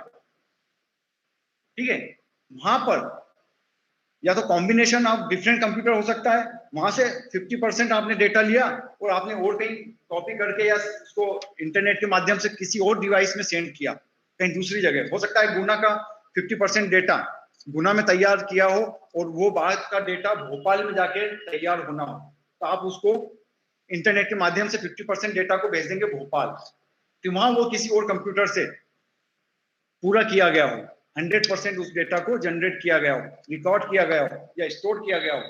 वहां पर ये कॉम्बिनेशन इतने सारे कंप्यूटर्स के वो क्या माने जाएंगे? Treated as single computer. ऐसे ट्रीट किए जाएंगे कि वो क्या है, एक सिंगल कंप्यूटर द्वारा वो आउटपुट दिया गया हो। इसलिए कोई टेंशन नहीं है जहां पर बहुत सारे कंप्यूटर का कॉम्बिनेशन है और आपको लग रहा हो कि यार हमको इस डेटा को जो कि बहुत सारे कंप्यूटर्स के द्वारा बनाया गया है इसका सेकेंडरी एविडेंस देना है, तो हर कंप्यूटर का क्या अलग से सर्टिफिकेट देना पड़ेगा? नहीं। क्लॉज 3 बोलता है कि उस कॉम्बिनेशन को एक ही कंप्यूटर माना जाएगा, सिंगल कंप्यूटर माना जाएगा। और आप इस चीज का उल्लेख करते हुए कि ये कंप्यूटर नेटवर्किंग के माध्यम से डेटा जनरेट हुआ है, वहां आप उसको पेश कर सकते हैं। ये क्लॉज 3। अब क्लॉज 4 आता है। क्लॉज 4 में सर्टिफिकेट है, जो प्राय मैंने देखा है सर्टिफिकेट के बारे में बड़ी जटिलता होती है। अधिकांश लोगों की प्रॉब्लम इस सर्टिफिकेट को लेकर ही है। हमारे पुलिस अधिकारी जो हैं उनको भी इन्वेस्टिगेशन के दौरान सीज किया हो गया इलेक्ट्रॉनिक एविडेंस जब कोर्ट में पेश करना हो तो ये सर्टिफिकेट बड़ा प्रॉब्लम क्रिएट करता है। हमारे अधिवक्तागण या प्रोसिक्यूशन ऑफिसर उनको जब इलेक्ट्रॉनिक एविडेंस से रूबरू होना पड़ता है, उसके संबंध में अपना पक्ष रखना होता है, तो ये सर्टिफिकेट बड़ा प्रॉब्लम क्रिएट करता है कि ये सर्टिफिकेट क्या है। तो बड़ी सरल शब्दों में हम आगे देखते हैं कि ये सर्टिफिकेट है क्या। पहला, इस सर्टिफिकेट की पहली कंडीशन जो इस सर्टिफिकेट में होना चाहिए for the proving of secondary evidence of electronic evidence, यानी जो इलेक्ट्रॉनिक रिकॉर्ड है उसके सेकेंडरी एविडेंस को अगर आपको प्रूव करना है, एडमिट कराना है, प्रूव तो बाद में होगा, पहले एडमिट कराना है साक्ष्य में, तो आपको क्लॉज 4 का सर्टिफिकेट पेश करना पड़ेगा। और वो सर्टिफिकेट में क्या होना चाहिए वो क्लॉज 4 बता रहा। पहली कंडीशन, ऐसे सर्टिफिकेट में होना चाहिए identity of the electronic record and describing the manner in which it was produced, means उस मैनर की, जिस मैनर में आप उस रिकॉर्ड को ला रहे हैं। फॉर एग्जाम्पल, आपने कोई कंप्यूटर से कोई पेन ड्राइव में कोई कॉपी कर लिया डेटा, और उसको पेन ड्राइव में सर्टिफिकेट के साथ आप कोर्ट में पेश कर रहे हैं, तो वो मैनर क्या हुआ? वो मैनर पेन ड्राइव हुई। पेन ड्राइव हो सकती है, डीवीडी हो सकती है, सीडी हो सकती है, जिसमें आपने वो इंफॉर्मेशन जिसको आपको सेकेंडरी एविडेंस के रूप में पेश करना है वो स्टोर करी है, जिसमें आप वो लेके आए हैं। तो वो डिवाइस की आइडेंटिटी आपको डिस्क्लोज करनी पड़ेगी कि ये क्या मैनर में आपने, एक तो वो इंफॉर्मेशन किस मैनर में हो सकता है, वो इमेज के मैनर में हो, वो इमेज हो या वो साउंड हो। आपने देखा होगा बहुत से केसेस में हमको मोबाइल से जो कन्वर्सेशन हुआ है वो डीवीडी या सीडी में रिकॉर्ड करके स्टोर करके पेश किया जाता है कोर्ट के साथ। ये देखिए, ये कन्वर्सेशन दोनों पार्टीज के बीच में हुआ था, तो उसका मैनर बताना पड़ेगा कि इट इज साउंड, या कोई इमेज है तो इट इज इमेज। वो ये काय में पेश की जा रही है, उस डिवाइस को भी आपको आइडेंटिटी उसकी बतानी पड़ेगी। तो ये कंडीशन फर्स्ट बोलती है ना, मीन्स हमारे सर्टिफिकेट में ये कंडीशन होना चाहिए। Second, particulars of device showing that the electronic record was produced by a computer, और साथ ही उस डिवाइस का भी पर्टिकुलर होना चाहिए जिसके द्वारा, जिसके माध्यम से, जिससे आपने वो आउटपुट लिया है। जैसे मैंने लैपटॉप से कोई पेन ड्राइव में डेटा लिया है, तो उस लैपटॉप का भी पर्टिकुलर उल्लेख मुझे करना पड़ेगा। या मैंने वो जो डीवीआर है, सीसीटीवी कैमरे की जो रिकॉर्डिंग जहां स्टोर हो रही है, उस डीवीआर से कोई पेन ड्राइव में कोई डेटा लिया है या सीडी में कोई डेटा लिया है, तो उस डीवीआर की पर्टिकुलर्स मुझे शो करने पड़ेंगे। सब ये डीवीआर ये है जो यहाँ रखा हुआ है, और वहां से मैं इसको कॉपी करके लाया हूं। और लास्ट, कंडीशंस ऑफ सबसेक्शन 2, जो सबसेक्शन 2 की कंडीशंस, कौन सी कंडीशन? ये वाली कंडीशन जो आपको स्क्रीन पे दिख रही है कि वो रेगुलरली यूज किया गया हो, कंप्यूटर इंफॉर्मेशन रेगुलरली फीड की गई हो, कंप्यूटर प्रॉपरली ऑपरेट हो रहा हो, वो वाली कंडीशन आपको उस सर्टिफिकेट में मेंशन करना पड़ेगी। जब हम ये तीनों कंडीशंस का पालन उस सर्टिफिकेट में कर देते हैं, तो वो क्या होता है, सर्टिफिकेट बन जाता है। अब प्रश्न ये है कि वो सर्टिफिकेट साइन कौन करेगा? ऑब्वियसली कोई प्रमाण पत्र है, कोई सर्टिफिकेट है, वो किसी के द्वारा तो जारी किया जाएगा। अन्यथा ये तीनों कंडीशन लिख के आप एक प्लेन पेपर में कोर्ट में पेश करेंगे, तो सबसे पहला क्वेश्चन तो ये आएगा कि ये सर्टिफिकेट दिया किसने, मीन्स वो कौन पर्सन है जो आपको ये सर्टिफिकेट दे रहा है। तो ये सर्टिफिकेट किसके द्वारा साइन किया जाएगा, ये हम देखते हैं। ये सर्टिफिकेट साइन किया जाएगा और रिस्पॉन्सिबल ऑफिसर पर्सन जो उस पोजीशन को ऑक्यूपाई करता है, उस पोजीशन में है। किस पोजीशन में है? जो ऑपरेशन हो रहे हैं डिवाइस के, जिस डिवाइस से आपने वो सेकेंडरी एविडेंस के रूप में डेटा लिया है, तो जो मेन डिवाइस है आपकी, उस डिवाइस के जो ऑपरेशंस हो रहे हैं उनके संबंध में जो एक ऑफिशियल पोजीशन रखता है। फॉर एग्जांपल, जैसे सीडीआर, कॉल डिटेल रिकॉर्डिंग जो होती है, सीडीआर की आपको सीडीआर जो बात हुई है उसका आपको इंफॉर्मेशन लेना है संबंधित मोबाइल कंपनी से, तो आप क्या करेंगे, वहां सर्टिफिकेट, वहां से आप सेकेंडरी एविडेंस लेंगे, सीडीआर लेंगे, और साथ में एक उस ऑफिशियल व्यक्ति का जो कि उस कंपनी के द्वारा अपॉइंट किया गया है, जिसके सुपरविजन में ये सब ऑपरेशन उस सर्वर का होता है जहां पर वो सीडीआर जनरेट होती है, उस व्यक्ति को ऑफिशियल कैपेसिटी में माना जाएगा और उसके द्वारा साइंड कर वो सर्टिफिकेट पेश किया जाएगा। और ऐसे सर्टिफिकेट में जो वो बताएगा वो उसका क्या होना चाहिए, matter to be state to be best of his knowledge and belief, उस व्यक्ति के बेस्ट नॉलेज में वो इंफॉर्मेशन होना चाहिए और वो बिलीव करता हो कि हाँ ये इंफॉर्मेशन सही है, ये इंफॉर्मेशन मेन डिवाइस से ली गई है, वो मेन डिवाइस में ये इंफॉर्मेशन मेरे नॉलेज में, मेरे बिलीफ में सही है। ऐसा करके वो एक सर्टिफिकेट देगा और ये सर्टिफिकेट देने के बाद, ये साइन करने के बाद, इस सर्टिफिकेट को उस ऑफिशियल पर्सन के द्वारा ये क्या माना जाएगा? Certificate shall be evidence of matter state in certificate. तो वो उस मैटर के लिए जो कि प्रूव होना है, उस मैटर के लिए उस सर्टिफिकेट को क्या माना जाएगा?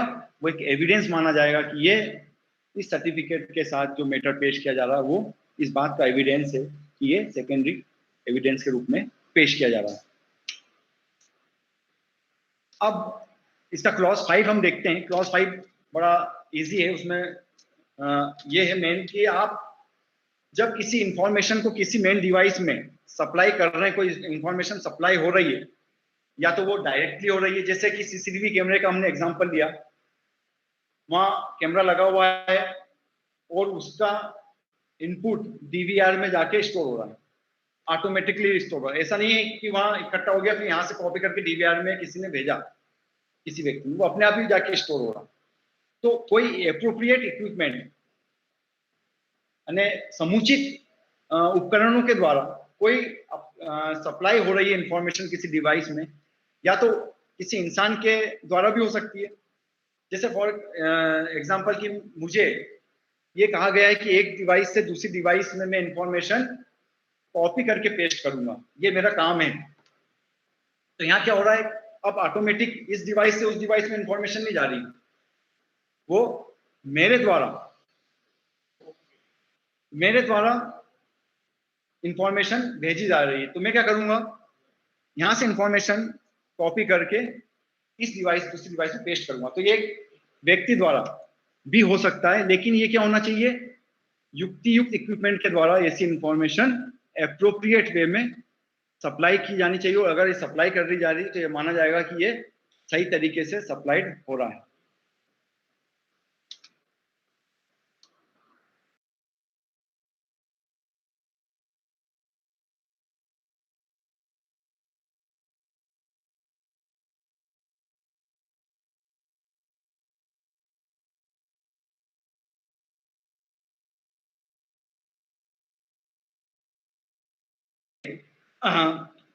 Mic on.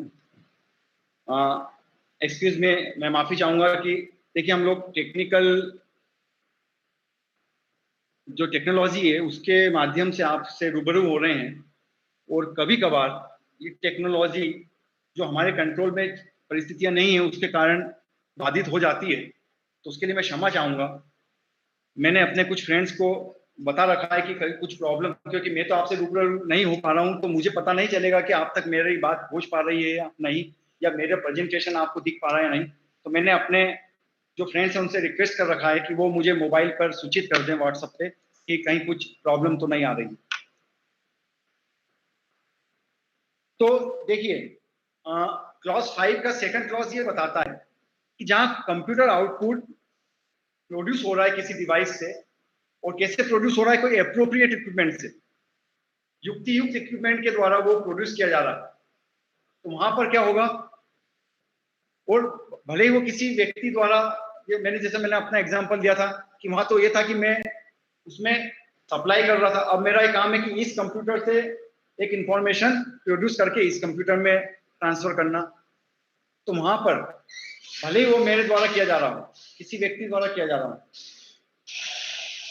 तो वैसी स्थिति में क्या माना जाएगा कि ऐसा प्रोडक्शन एक प्रॉपर तरीके से किया जा रहा है, क्योंकि इसमें कहीं रुकावट नहीं है। ये क्लॉज 5 बताता है। तो देखिए अब 65 भी यहाँ, जो सेक्शन 65 है वो यहाँ समाप्त होता है। तो हमने काफी कुछ इसमें ये प्रोविजंस देखे, कंसेप्ट देखा कि ये क्या है। अब मुझे लगता है कि 65 बी का जहाँ सर्टिफिकेट की बात की जाएगी, वहाँ काफी कुछ चीजें हमको क्लियर हो चुकी है कि ये सर्टिफिकेट कैसे आएगा। अब आप जब इस लाइट में सेक्शन को रीड करेंगे तो ये और क्लियर होगा कि ये कैसे और कहाँ किस प्रकार से हमें उपयोग में लेना। अब देखिए, अब दूसरे चरण में हम पहुंचते हैं हमारे इस सेशन के, law relating to electronic evidence. अब इलेक्ट्रॉनिक एविडेंस जिसकी हमने इतनी चर्चा की, इसके संबंध में लेटेस्ट लॉ क्या है, तो उसके लिए हम देखते हैं कुछ इंपॉर्टेंट जजमेंट्स हमारे पास मौजूद हैं जिनके द्वारा हम इलेक्ट्रॉनिक एविडेंस के संबंध में जो रिसेंटली जो प्रोविजंस है, जो गाइडलाइंस है माननीय सुप्रीम कोर्ट के द्वारा दी गई, उसका कैसे हमें उसे अप्लाई करना है, कैसे हमें उसे फॉलो करना है। तो इंपॉर्टेंट जजमेंट से मैं हिस्ट्री से स्टार्ट करूंगा तो आपको काफी कुछ क्लियर होगा। आपने बहुत से जजमेंट सुने होंगे, पढ़े भी होंगे, जो इलेक्ट्रॉनिक एविडेंस के संबंध में डे टू डे आए हैं। तो मैं पीछे जाता हूं, बहुत पीछे, 2005 में हमारे सामने एक जजमेंट आया था, माननीय उच्चतम न्यायालय का एक जजमेंट था, state NCT Delhi versus Navjot Sandhu versus उर्फ अफसान गुरु। ये केस पार्लियामेंट अटैक से संबंधित था, जो 13 दिसंबर 2001 में पार्लियामेंट अटैक हुआ था, उससे संबंधित ये केस था। और 2005 में माननीय उच्चतम न्यायालय ने इस केस में ये लॉ दिया था। एक्चुअली इस केस में हुआ क्या था कि जो मोबाइल टेलीफोन कॉल रिकॉर्ड्स पेश हुए थे, उसके संबंध में एक्यूज की तरफ से ये प्ली ली गई थी कि साहब जो ये मोबाइल टेलीफोन कॉल रिकॉर्ड्स पेश किए गए हैं, उसके संबंध में कोई 65B(4) of Indian evidence act का सर्टिफिकेट पेश नहीं किया गया है। और सेक्शन 65B जैसा हमने अभी चर्चा की, उसका पालन होना जरूरी है, क्योंकि वो स्टार्टिंग यहां से होता है, not with standing anything contain in this act means evidence act. तो एक्यूज साइड से ये प्ली ली गई कि इसमें वो 65B का सर्टिफिकेट पेश नहीं किया गया है मोबाइल टेलीफोन कॉल रिकॉर्ड्स के संबंध में, इसलिए उन्हें एडमिशन उनका नहीं किया जा सकता है, उनकी एडमिसिबिलिटी नहीं ली जा सकती, उन पे रिलाई नहीं किया जा सकता। तो माननीय सुप्रीम कोर्ट की 2 सदस्य की खंडपीठ द्वारा ये लॉ प्रतिपादित किया गया था, लेट डाउन किया गया था कि हाँ, जहां पर किसी इलेक्ट्रॉनिक रिकॉर्ड के संबंध में ऐसे व्यक्ति की जो कि उस डिवाइस का प्रॉपर एक मैनेजमेंट रखता है, जिस डिवाइस से ऐसा सेकेंडरी एविडेंस लिया गया है, जैसे इस केस में कॉल रिकॉर्ड्स ली गई थी टेलीफोन की, वहां यदि उस व्यक्ति को एग्जामिन करा दिया गया है, तो वहां भले ही 65B पेश नहीं किया गया हो, यह माना जाएगा कि 65B के सर्टिफिकेट के जो फॉर्मेलिटी है वो पूरी कर दी गई है, और वहां ऐसा रिकॉर्ड ग्राह्य होगा without the existence of that certificate under 65B। ये नवजोत संधू वाले केस में लॉ प्रतिपादित हुआ 2005 में, और ये लॉ काफी समय तक चलता रहा, और इस संबंध में कुछ कंट्रोवर्सी भी उत्पन्न हुई। फिर बाद में इन सब कंट्रोवर्सी को माननीय सुप्रीम कोर्ट के द्वारा सॉल्व किया गया एक दूसरे केस में, जो कि बहुत महत्वपूर्ण है, आपने सुना ही होगा। और ये जो केस मैं बताने जा रहा हूं, ये आया था इन ईयर 2014 में 18 सितंबर 2014 को इस केस ये केस डिलीवर्ड हुआ, और ये 3 जजेस बेंच का था। देखिए, वो अफसान गुरु वाला 2 जजेस बेंच का था, और ये 3 जजेस बेंच का केस था, अनवर पीवी वर्सेस पीके बशीर। आपने सुना होगा, ये एक माइलस्टोन केस है इलेक्ट्रॉनिक एविडेंस के लिए, और आज भी, अभी हम आगे देखेंगे, इसके जो इसमें प्रिंसिपल लेट डाउन किए गए हैं वो आज भी लागू होते हैं, और वही हमें फॉलो करना है। आगे हम इस पर चर्चा करेंगे। इस केस में जो मुख्य बातें बताई गई वो मैं आपसे डिस्कस करता हूं कि computer output is not admissible without compliance of 65B। Means 65B का जो सेक्शन है, उसके जो प्रोविजंस हैं, उनका तो आपको पालन करना ही पड़ेगा। कब? जब आप सेकेंडरी एविडेंस लेके आ रहे हैं। यदि आप प्राइमरी एविडेंस लेके आए, प्राइमरी इलेक्ट्रॉनिक एविडेंस, जैसे इस मोबाइल में कोई डेटा है और मैं ये मोबाइल ही ले जा रहा हूं कोर्ट के समक्ष, और मैं गवाह हूं और अपना मोबाइल ही पेश कर रहा हूं, तो वहां कोई मेरे को जरूरत नहीं है 65B की सर्टिफिकेट की। क्यों? क्योंकि तो प्राइमरी एविडेंस मैं पुट कर रहा हूं, वो किया जा सकता है। लेकिन जहां इस मोबाइल का कोई डेटा मैं कॉपी करके किसी पेन ड्राइव में ले जा रहा हूं और उस पेन ड्राइव को कोर्ट के समक्ष पेश कर रहा हूं एविडेंस के रूप में, वहां मुझे सेक्शन 65B का कंप्लायंस आवश्यक हो जाता है, और ये इस केस में प्रतिपादित किया गया। मीन्स अब हमको जहां भी सेकेंडरी एविडेंस देना है किसी इलेक्ट्रॉनिक रिकॉर्ड का, वहां हमको इसका पालन करना पड़ेगा, 65B के सर्टिफिकेट को पेश करना पड़ेगा। इसी जजमेंट में जो जजमेंट नवजोत संधू वाला 2005 वाला था, वो हमने अभी डिस्कस किया, उसको ओवर रूल कर दिया गया। वहां क्या माना था कि 65B का कंप्लायंस आवश्यक नहीं है, लेकिन इन्होंने कहा नहीं, इस जजमेंट में कहा गया ये आवश्यक है, इसको बाईपास नहीं किया जा सकता, और उस जजमेंट को ओवररूल्ड कर दिया गया। और ये बताया गया कि 65B जो प्रोविजंस हैं 65B सेक्शन के, वो नॉन ऑब्स्टेंटिव क्लॉज के हैं।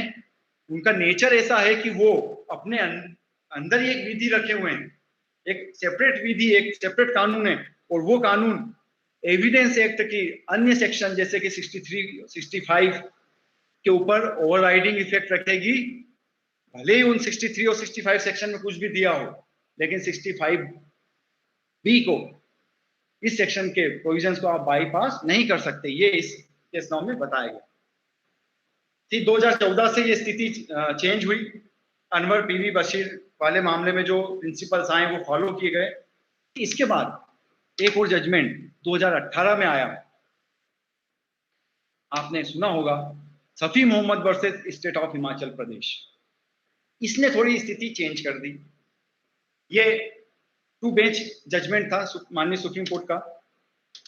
इसमें ये बताया गया कि ऐसे केस में जहां पर कोई इलेक्ट्रॉनिक डिवाइस जिसमें से आप वो एविडेंस लेना चाह रहे हैं वो उस व्यक्ति के कंट्रोल में नहीं है, जिसको कि वो उस डेटा को जो उसके अंदर मौजूद है, उस डिवाइस के उस डेटा को एविडेंस के रूप में कोर्ट में पेश करना है, और वो डिवाइस ओरिजिनल वो उसके कंट्रोल में नहीं है। फॉर एग्जांपल बता रहा हूँ, बहुत सिंपल सा एक एग्जांपल दे रहा हूँ।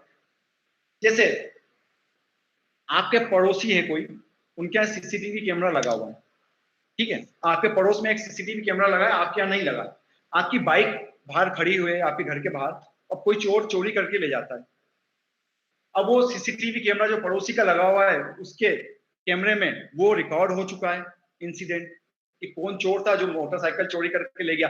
लेकिन दुर्भाग्यवश आपकी अपने पड़ोसी से बनती नहीं है, उससे जो आपकी दुश्मनी चल रही है पुरानी किसी बात को लेके, और इतनी ज्यादा दुश्मनी है कि वो आपसे बात भी तो नहीं करता, देखना भी पसंद नहीं करता।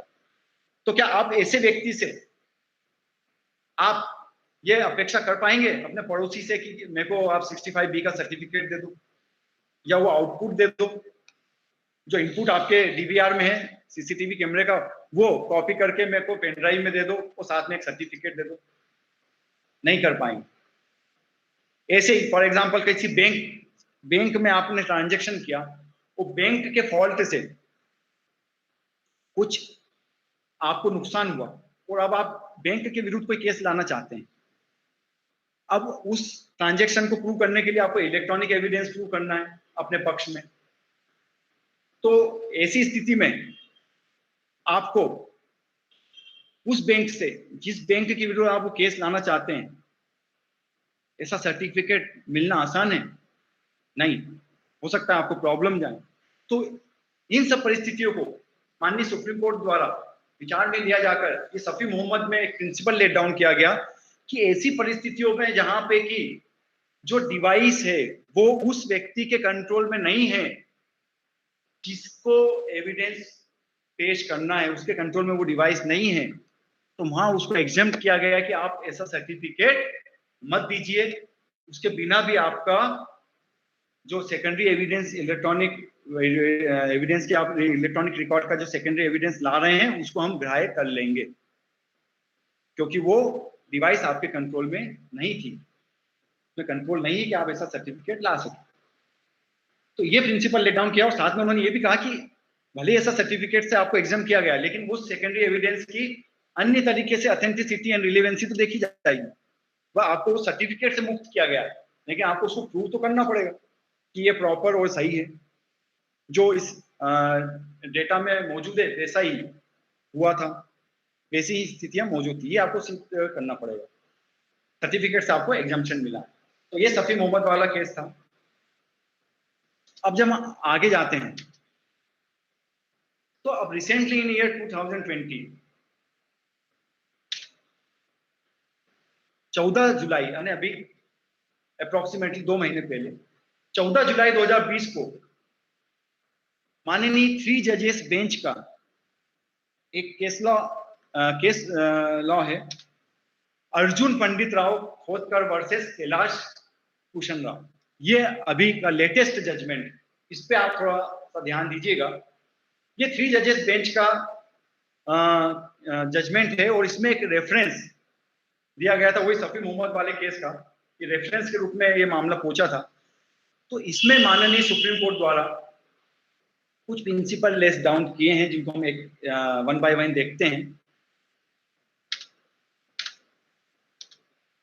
वर्तमान में यही प्रिंसिपल इलेक्ट्रॉनिक एविडेंस के लिए लागू होंगे, तो आप इनको नोट कर सकते हैं।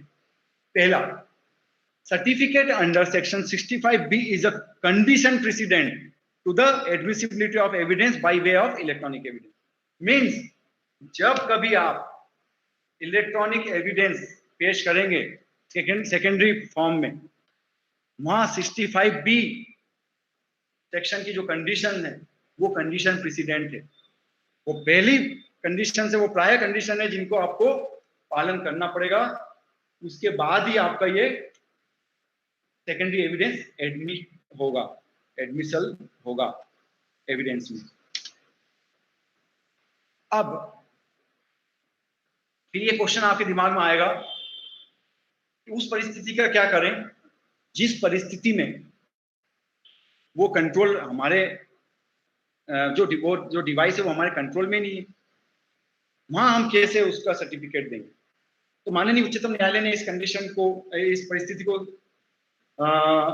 ध्यान में रखते हुए ये लेट डाउन किया, ये प्रिंसिपल लेट डाउन किया है कि जहां पर ऐसा सर्टिफिकेट उस व्यक्ति द्वारा या उस संस्था द्वारा जिनको वो पेश करना है अन्य व्यक्ति से या अन्य संस्था से मांगा गया, जैसे मैंने एग्जांपल दिया था बैंक से, या वो एक एग्जांपल जो पड़ोसी वाला उससे मांगा गया और उसने डिनाई कर दिया, देने से मना कर दिया कि नहीं मैं नहीं देता ऐसा सर्टिफिकेट, वहां अन्य प्रोविजंस में आप रेमेडी ले सकते हैं और कोर्ट के माध्यम से ऐसे सर्टिफिकेट का प्रोडक्शन करवा सकते हैं। संबंधित व्यक्ति या संस्थान से कोर्ट से आदेश करवा सकते हैं कि हम ये सर्टिफिकेट इनको प्रदान किया जाए।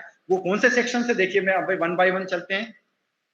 एविडेंस एक्ट का सेक्शन 165, जहां कोर्ट को पावर है कि वो किसी भी तथ्य का प्रोडक्शन करा सकता है। तो उसके अंतर्गत अगर आप चाहते हैं कि कोई एविडेंस के संबंध में सर्टिफिकेट आपको चाहिए तो आप कोर्ट से 165 द एविडेंस एक्ट के अंतर्गत आवेदन पेश करके ऐसा अनुतोष चाह सकते हैं। सीपीसी के प्रोविजंस के अंदर ऑर्डर 16 है, उसके रूल 6, 7 और 10 है, जहां someone and attendance of witnesses के बारे में प्रोविजन दिए गए हैं। वहां पर ये भी प्रोविजन है कि आप किसी डॉक्यूमेंट का प्रोडक्शन चाहते हैं तो कोर्ट के माध्यम से करा सकते हैं। और रूल 10 ये प्रावधानित करता है कि यदि ऐसा विटनेस जिसको ऐसा प्रोडक्शन कराने के लिए, डॉक्यूमेंट प्रोड्यूस करने के लिए कोर्ट ने आदेश किया और नहीं करता है तो उसके संबंध में अन्य कार्रवाई भी की जा सकती है। सीआरपीसी में भी हमारे पास दो सेक्शंस हमारे पास हैं। एक सेक्शन 91 है, डॉक्यूमेंट या कोई अदर थिंग आप प्रोड्यूस करा सकते हैं कोर्ट के माध्यम से, या फिर सेक्शन 349 है, उसको आप देखिएगा, उसमें imprisonment और committal of person refusing to answer और प्रोड्यूस डॉक्यूमेंट। मीन्स देखिए, अगर कोर्ट ने किसी पर्सन को आपकी एप्लीकेशन पर ये डायरेक्ट किया कि नहीं आप ये सर्टिफिकेट इनको प्रोवाइड कराएं, वो कोई संस्था भी हो सकती है, कोई पर्सन भी हो सकता है। फॉर एग्जाम्पल, आप जैसे वो पड़ोसी वाला केस मैंने लिया था, आपको अगर वो आपके पड़ोसी ने सर्टिफिकेट नहीं दिया तो आप कोर्ट में अप्लाई करेंगे, और वो कौन सी सेक्शन में अप्लाई करेंगे, जैसा मैंने बताया एविडेंस एक्ट की धारा 165 में जा सकते हैं, सीपीसी में ऑर्डर 16 में जा सकते हैं, या सीआरपीसी में 91 या 349 में जा सकते हैं। वहां आप अप्लाई करेंगे कोर्ट के समय, और कोर्ट युक्ति मानती है तो वो ऑर्डर कर सकती है आपके पड़ोसी को कि ऐसा सर्टिफिकेट इस एविडेंस जो सेकेंडरी के रूप में पेश की जा रही है इसके संबंध में दिया जाए।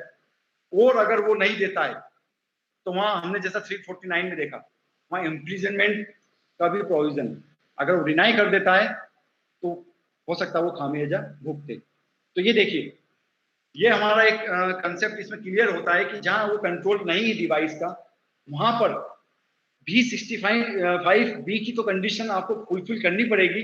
नहीं, ऐसे सर्टिफिकेट के लिए आप कोर्ट के समक्ष आवेदन दे सकते हैं और वहां से रिलीफ ले सकते हैं। अब जैसा मैंने पहले चर्चा की, इस माननीय उच्चतम न्यायालय द्वारा इस रिसेंट जजमेंट में भी ये बताया गया कि वहां सर्टिफिकेट आवश्यक नहीं है जहां ओरिजिनल डॉक्यूमेंट आप पेश कर रहे हैं। ठीक है, ओरिजिनल तो आपको बिना सर्टिफिकेट के ही पेश करना है, वो बिना सर्टिफिकेट के ही ऐसा ओरिजिनल डॉक्यूमेंट जो प्राइमरी एविडेंस है इलेक्ट्रॉनिक, वो एडमिसिबल होगा हमारे एविडेंस में। अब इसी जजमेंट में अनवर पी के बशीर वाले जजमेंट के जो केस प्रिंसिपल थे, लेट डाउन किए थे, उनको सही माना गया है, और ये प्रतिपादित किया गया कि उसे पुनरीक्षण करने की कोई आवश्यकता नहीं। वो जो जजमेंट के प्रिंसिपल्स हैं वो बिल्कुल एक्यूरेट हैं, और जैसा उसमें कहा गया था कि 65B का कंप्लायंस आवश्यक है, वो इस जजमेंट में भी माननीय सुप्रीम कोर्ट द्वारा प्रिंसिपल्स लेट डाउन किए गए। बेंच ने इस जजमेंट में जो अर्जुन पंडित वाला हम डिस्कस कर रहे हैं अभी, उसमें शफी मोहम्मद वाले केस को ओवररूल्ड कर दिया है 2018 वाले। मींस अब वो बेड लॉ हो गया है। अब आपके सामने कोई ऐसी परिस्थितियां आती है जिसमें कि सर्टिफिकेट उस डिवाइस का चाहिए जो आपके कंट्रोल में नहीं है, तो आप ये प्ली नहीं ले सकते कि सब वो हमारे कंट्रोल में नहीं है तो हम सर्टिफिकेट पेश नहीं कर पाएंगे। वो सर्टिफिकेट आप पेश आपको करना होगा, तभी आपका जो सेकेंडरी एविडेंस है इलेक्ट्रॉनिक एविडेंस, वो एडमिशन हुआ किसमें, एविडेंस में, उसकी एडमिसिबिलिटी होगी, वो ग्राह्य किया जाएगा। इसी जजमेंट में एक बहुत बढ़िया प्रिंसिपल लेट डाउन हुआ है कि सपोज किसी केस में कोई सर्टिफिकेट डिमांड किया गया था और जो नहीं मिला समय पर, या फिर मिला तो था सर्टिफिकेट, लेकिन वो कैसा था, डिफेक्टिव था। फॉर एग्जांपल कैसे डिफेक्टिव था कि सर्टिफिकेट जिसने जारी किया वो साइन करना भूल गया, या उस ऑफिशियल पर्सन जिसने जारी किया उसके नाम का उल्लेख होना छूट गया उसमें। तो ऐसा डिफेक्टिव सर्टिफिकेट अगर पेश हुआ है, या जहां डिमांड किया गया था वो नहीं मिल पाया, उसके कारण कोई विलंब कारित हुआ है, तो ऐसा सर्टिफिकेट लेटर पॉइंट पे भी लिया जा सकता है, विचारण के दौरान किसी अन्य प्रकरण पर भी लिया जा सकता है। जरूरी नहीं है कि आपको जिस समय आप सब दस्तावेज चालान के साथ पेश हो रहे हैं, जैसे क्रिमिनल केस में या सिविल केस में हम जब दस्तावेज पेश कर रहे हैं तो तब हमारे पास वो मौजूद नहीं है, तो बाद में एविडेंस के समय जब एविडेंस रिकॉर्डिंग हो रही है उस समय भी ऐसा सर्टिफिकेट दिया जा सकता है।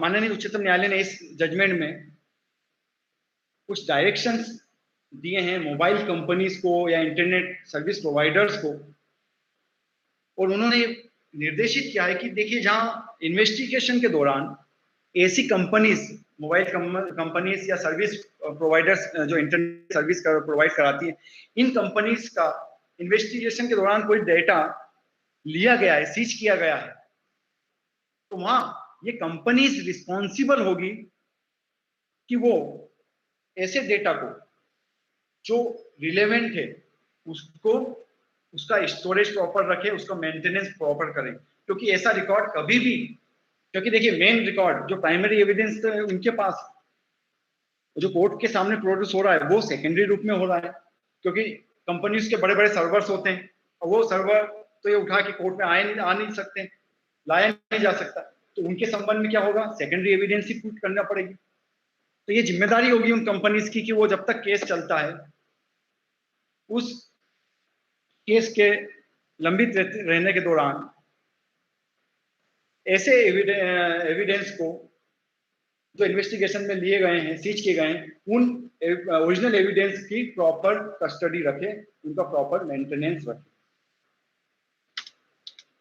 और साथ ही माननीय उच्चतम न्यायालय द्वारा ये भी डायरेक्शन दिए गए हैं इंफॉर्मेशन टेक्नोलॉजी एक्ट के सेक्शन 67C के अंतर्गत कि ऐसे रूल्स या डायरेक्शंस विधायिका बनाए जिसके अंतर्गत जो डेटा है, इलेक्ट्रॉनिक्स डेटा है, इनका अवधारण, रिटेंशन या सेग्रीगेशन मीन्स पृथक्करण, अभिरक्षा, कस्टडी, स्टैंपिंग या मेंटेनेंस, रख रखाव प्रॉपर तरीके से किया जाए। ऐसे डायरेक्शंस होना चाहिए। 67C आप जब देखेंगे तो उसमें ये प्रोविजन है ऐसे डायरेक्शन की, तो ऐसे डायरेक्शंस होना चाहिए कि जो इलेक्ट्रॉनिक एविडेंस है, जो इलेक्ट्रॉनिक रिकॉर्ड है, इनकी कस्टडी, इनका पृथक्करण, इनका मेंटेनेंस ये प्रॉपर तरीके से किया जाए, तभी तो हमारी ये मंशा पूर्ण हो पाएगी किसी केस में कि हाँ ये एविडेंस इस केस में रखा हुआ है, जो पेश किया गया है सेकेंडरी एविडेंस में, वो कहीं ना कहीं सुरक्षित रखा हुआ है। और ये पीरियड कैसा होना चाहिए, ट्रायल के दौरान का तो होना ही चाहिए, साथ में अपील स्टेज तक के लिए या उस अवधि तक जब तक ये पूरी तरीके से ऐसा मामला निराकृत नहीं हो जाता है तब तक के लिए ऐसा रिकॉर्ड सुरक्षित रखा जा सके, इस संबंध में डायरेक्शन इशू होना चाहिए।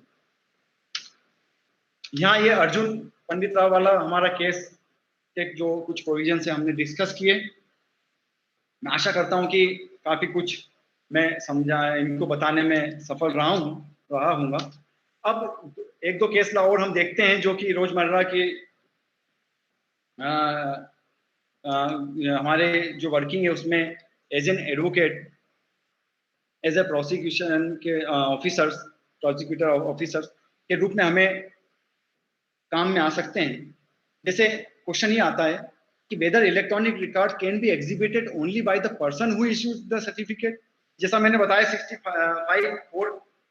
65B का जो क्लॉज 4 है उसके अनुसार सर्टिफिकेट जारी करने वाला पर्सन साइन करेगा जो ऑफिशियल कैपेसिटी रखता है। तो क्या उस सर्टिफिकेट को प्रमाणित करने के लिए उस पर्सन को एग्जामिन कराना आवश्यक है? तो के रामाजयम उर्फ अप्पू वाले केस में ये निर्धारित किया गया कि नहीं, ये जरूरी नहीं है, it is not mandatory to call the person issuing the certificate. जिस पर्सन ने वो सर्टिफिकेट इशू किया है उसको कॉल करना आवश्यक नहीं है।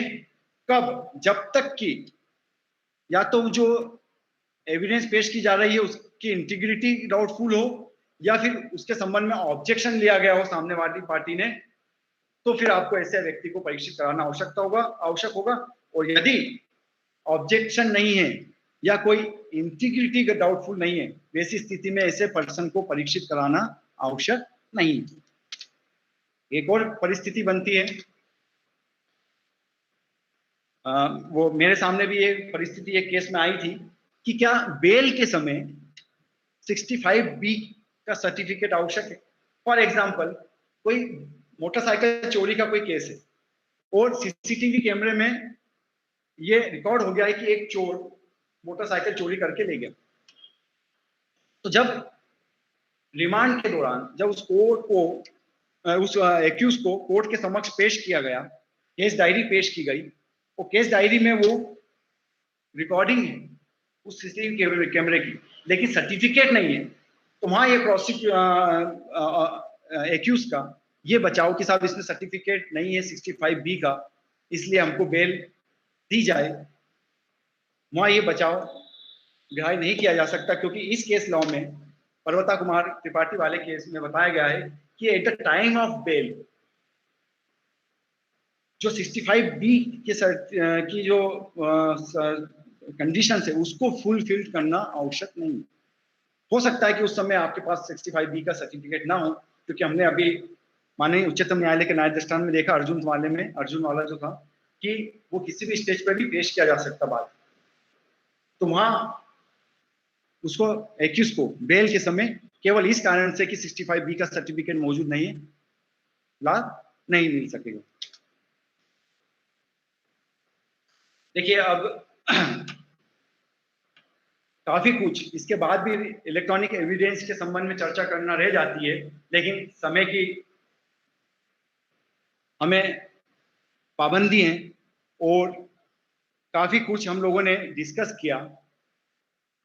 इसको ज्यादा हम डिस्कस करेंगे तो हो सकता है कि जो हमने पुराना डिस्कस किया वो कंफ्यूजन में हमको क्रिएट हो।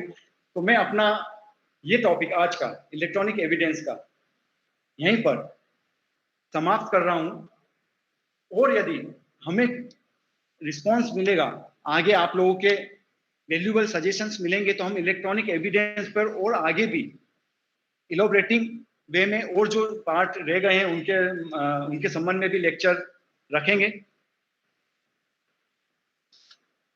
हमारा आगामी लेक्चर 2 तारीख को है, 2 अक्टूबर को। हमने ये प्रोग्राम ऐसा वेबिनार का सेट किया है कि छुट्टियों वाले दिन हमारा ये प्रयास रहेगा कि एक लेक्चर किसी एक टॉपिक पर रखा जाए और उसकी लिंक हम आपको 1 दिन पहले या 2 दिन पहले ही सेंड कर दें, जिससे कि आप प्रॉपर वे में लिंक प्राप्त कर सकें और आप उसका डिस्ट्रीब्यूट कर सकें। आप लोगों ने बड़ा ध्यानपूर्वक मेरे इस लेक्चर को सुना और मेरे प्रयास को अच्छी तरह से पेश करने में आपने सहभागिता प्रदान करी, इसके लिए मैं आपका बहुत बहुत धन्यवाद करता हूं और आशा करता हूं कि मैं अपने इस प्रयास को परिपूर्ण करने में सफल रहा होऊंगा। धन्यवाद। Thank you.